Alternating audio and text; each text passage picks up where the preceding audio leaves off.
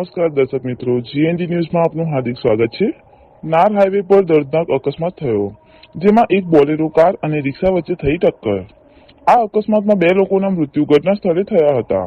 મળતી માહિતી અનુસાર બોલેરો કાર અને રિક્ષા બંને હાઈવે પર ચાલી રહ્યા હતા, જ્યારે અચાનક બંને વચ્ચે ટક્કર થઈ। આ ટક્કરને કારણે રિક્ષામાં સવાર 2 તારાપુરના લોકોના મૃત્યુ ઘટના સ્થળે થયા હતા।